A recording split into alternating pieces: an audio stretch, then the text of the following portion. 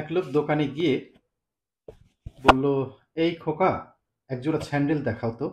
না uncle, sandal কার জন্য? বলে, তোমার আন্টির জন্য। সাইজ কত আঙ্কেল? সাইজ হলো 34। আঙ্কেল, কাম সারছে, বাসায় ভালো কইরা ফোন দিয়ে খোঁজ নিয়ে দেখেন আসলে কি কিনতে কইছে। বিষয়টা বুঝতে পারছেন? স্যান্ডেলের সাইজ মেয়েদের ক্ষেত্রে শুরু হয় 35 থেকে। এখানেই বাজছে বিপত্তি। আর আরেক বিপত্তি বাজছে গতকাল বাটার দোকান লুট করার পরে। গতকাল ফিলিস্তিনিদের সাথে সংহতি প্রকাশ করে আমরাও কর্মবিরতি নিয়েছিলাম।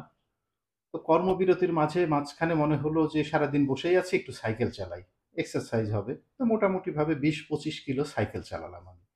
ভাবলাম রাতে খুব ভালো ঘুম হবে, ক্লান্ত। এতটা ক্লান্ত হয়ে গিয়েছিলাম যে রাতে আর ঘুম আসছে না। ঘুম আসছে না, এপাশ ওপাশ করছি, হঠাৎ চোখটা একটু ধরে আসছে। এর মধ্যে আমার মফিজ চাচার ফোন। হ্যালো চাচা, আসসালামু আলাইকুম। ওয়ালাইকুম সালাম। বাবা, তোমাদের কি কি আচার বুদ্ধি বিবেক কোনো কিছু হবে না? চাচা, কি হলো, ব্যাপার কি? আরে ব্যাপার কি মানে?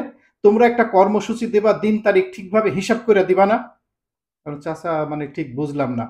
আরে বাবা, তোমরা যে এই যে কর্মসূচিটা কালকে কর্মবিরতি দিলা, এইটা তো দিতে হতো ঈদের আগে। ঈদের পরে কেন দিলা?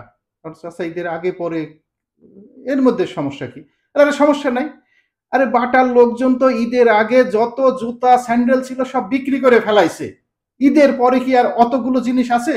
লোকজন গেছে, এ করছে, হ্যান করছে, ত্যান করছে, গায়ে বদনাম নিছে, কিন্তু জিনিস তো ঠিকভাবে বাবা পায় নাই। তারা ঈদের আগে সবকিছু বিক্রি করে ফেলছে।